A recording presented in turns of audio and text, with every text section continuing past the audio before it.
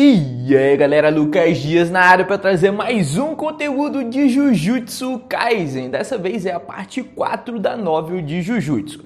E só para deixar bem claro aqui, você não precisa ver as outras 3 porque cada história é independente. Então você vai entender tudinho da história que eu vou contar aqui. Mas fica aí a dica que as outras histórias também são sensacionais. Dito tudo isso, vamos logo a essa quarta parte da novel. Só para situar vocês quando é que se passa essa história, a gente vai acompanhar o Itadori no momento em que ele estava lá escondido pelo Satoru Gojo, depois dele ter o seu coração arrancado pelo Sukuna e todo mundo achar que ele morreu. Então a gente vai ver a história do Itadori justamente nessa parte aí, quando todo mundo estava achando que ele estava morto e quando ele estava escondido. Nesse momento, o Gojo mais uma vez teve que fazer uma viagem a negócios e não sabia quando voltaria para ajudar o Itadori no seu treinamento. Por isso, ele manda o Itadori para o apartamento do Idishi, para que ele não ficasse tão entediado assim. Porém, a princípio, isso daí não dá muito certo não, porque o Idishi é realmente alguém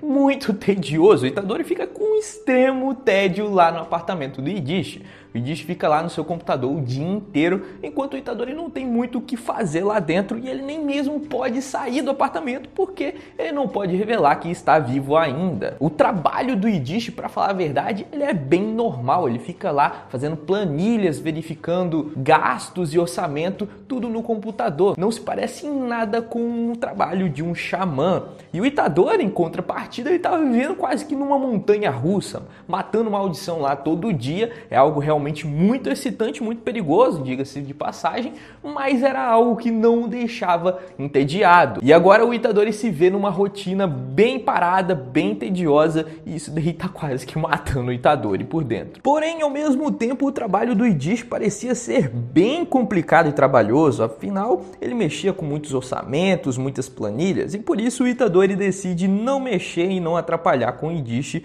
e ele vai ver TV, abaixa ali o volume e bota lá num canal que estava passando a Takada-chan, aquela mesma do todo. O Itadori vendo TV, ele até mesmo reage, acha lá interessante a Takada estar num programa como aquele, e por incrível que pareça, o Idishi também reage à reação do Itadori, e aí começa uma conversa entre eles.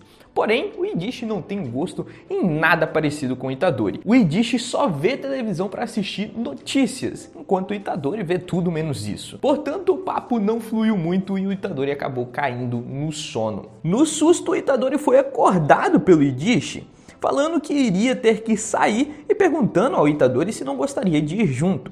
Mesmo o Itadori não podendo ser encontrado por ninguém, se ele fosse disfarçado estaria tudo bem. Por isso, o Idishi deu um macacão e um óculos de sol com lentes bem grossas para o Itadori se disfarçar. E bom, só explicando uma coisa aqui, essa vestimenta que o Idishi deu para o Itadori é uma vestimenta do próprio Idishi. No momento em que um xamã que consegue ver maldições começa a encarar lá uma maldição, ela se torna agressiva. Por isso que eles usam óculos de sol para disfarçar a visão ali deles. E é muito difícil para um xamã não ver uma maldição assim, não encarar. Afinal, é um monstro que está lá no meio de todo mundo. Então, naturalmente, a pessoa vai encarar a maldição. E é aí que a maldição se torna um pouco agressiva. Por isso que a maioria dos xamãs utilizam óculos de sol. O Itadori até mesmo pergunta se esse é o mesmo motivo do Gojo utilizar uma venda. E não é nem perto disso. O Gojo é uma situação completamente diferente. Ele utiliza uma venda porque o seu cérebro e os seus olhos captam muita informação ao seu redor. E isso daí acaba cansando um pouco o cérebro do Satoru Gojo. Por isso que ele utiliza uma venda para diminuir o número de informações que ele capta do mundo. Então, basicamente, essa venda do Satoru Gojo que ele utiliza é basicamente para ele ficar mais confortável, digamos assim. Depois disso, os dois saem de carro em direção ao escritório que eles têm que ir para entregar alguns documentos. E o Itadori até mesmo pergunta que tipo de documento é esse que um xamã tem que entregar para pessoas do mundo normal, que não são xamãs. E aqui vem uma resposta bem interessante. Apesar de existirem as cortinas que todo xamã tem que utilizar no momento que vai enfrentar uma maldição, e elas não deixarem os humanos normais verem tudo o que está acontecendo, elas não solucionam tudo. Por exemplo, se você utilizar uma cortina numa rodovia e isso daí fechar a rodovia, os humanos não vão ver o que está acontecendo, mas eles vão saber que aquela rodovia está fechada. Então os xamãs têm que dar alguma informação para o governo explicando o porquê que aquela rodovia, por exemplo, foi fechada, para as pessoas não suspeitarem, não tentarem invadir, não tentarem fazer alguma coisa. E isso daí é o trabalho do Yidish. É um trabalho meio normal, que não envolve luta, envolve muita burocracia, mas que é muito essencial para o mundo de Jujutsu Kaisen, principalmente para não deixar as pessoas ficarem confusas e não entendendo o que está acontecendo. Depois de entregar todos esses documentos, o Yidish vai em direção a outro estabelecimento resolver outras coisas desse tipo. Porém, ele recebe uma ligação no meio do caminho. Era nada mais, nada menos que o Satoru Gojo ligando para ele. Gojo estava querendo desviar das suas missões, fazer uma outra missão primeiro, mas para isso ele precisava da informação dos janelas do local. Para caso você não se lembre, eu explico aqui o que são os janelas. Os janelas são pessoas que conseguem ver maldições, mas que não são xamãs. Elas só nasceram com essa habilidade e não decidiram virar lutadores. E isso daí é muito importante para a sociedade Jujutsu, porque essas pessoas conseguem avisar para a associação Jujutsu o que está acontecendo perto delas. Então, se uma pessoa assim vir alguma maldição, ela liga lá para a instituição Jujutsu e um xamã vem para exorcizar. Esses são os janelas. Yidish então desliga o telefone que estava falando com o Satoru Gojo e começa a vasculhar as informações que o Satoru Gojo pediu.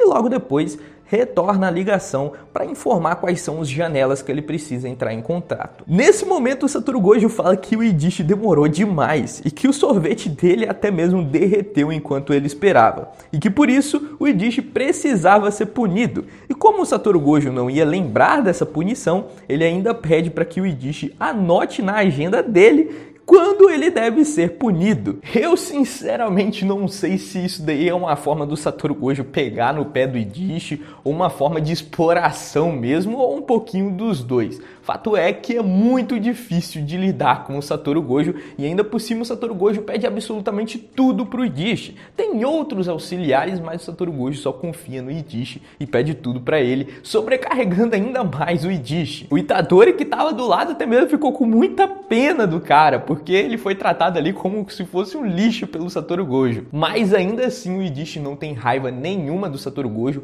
reconhece que ele é uma pessoa confiável e que ele é muito importante pro mundo de Jujutsu Kaisen. Por isso, ele até mesmo gosta do Satoru Gojo, apesar de ser realmente muito complicado lidar com esse cara. Depois dessa ligação e desse constrangimento todo, eles ainda resolveram muitas outras coisas, como por exemplo o conserto de máquinas da escola de Jujutsu, luzes, etc. Coisas muito comuns, necessárias, porém que não se parecem com o trabalho de um xamã.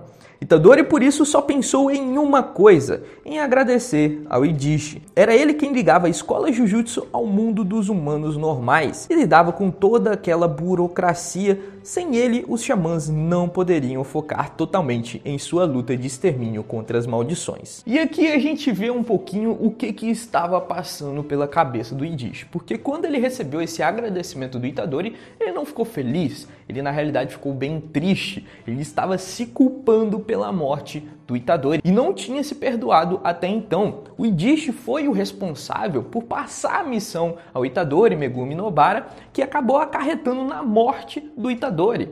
Tá certo que o Itadori ressurgiu, renasceu, porém ainda assim foi um ato muito traumático e o Yidish se culpa muito por causa disso. E o Yidish ainda fala que ele vai trabalhar ainda mais duro para que isso não aconteça novamente, que apesar dele não conseguir lutar e ter que mandar jovens como o Itadori acabar com maldições, ele vai fazer o seu trabalho da melhor forma possível para que nunca mais aconteça isso, o que aconteceu com o Itadori. Mas apesar de ter sido uma experiência traumática, o Itadori nunca culpou ou sentiu algum rancor do Yidish. Foi fácil para o Itadori aceitar as desculpas do Yidish e ao mesmo tempo ele viu que suas palavras eram sinceras e que isso tudo era muito difícil para o seu senpai. Itadori, portanto, ainda promete ficar mais forte para que ele não se preocupe mais com isso.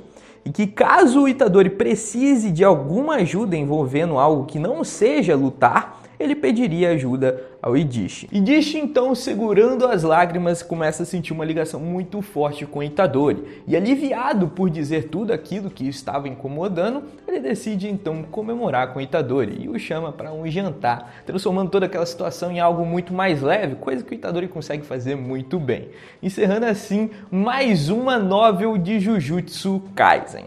Bom, essa novel aqui foi muito mais parada do que as outras, justamente porque é da vida do Idishi que a gente tá vendo, é algo realmente muito parado, mas ainda assim foi muito interessante ver como é que a sociedade Jujutsu lida com toda essa burocracia. É o Idishi que é responsável pela maioria dessas coisas. Muita gente, por exemplo, se perguntava como é que o mundo Jujutsu lidava com a destruição que eles causavam. E aí tá a resposta, o Idishi lidava com a maioria dessas coisas aí, e ele contratava humanos normais, que não são xamãs, para consertar essas coisas. Então, mesmo ele não sendo um lutador, ele ainda assim é muito importante para o funcionamento dessa máquina chamada Jujutsu Kaisen. Bom, galera, era isso que eu tinha para trazer para vocês. Espero que tenham gostado e vai vir aí mais vídeos da novel de Jujutsu Kaisen. Então fica aí, se inscreve no canal para não perder mais nenhum.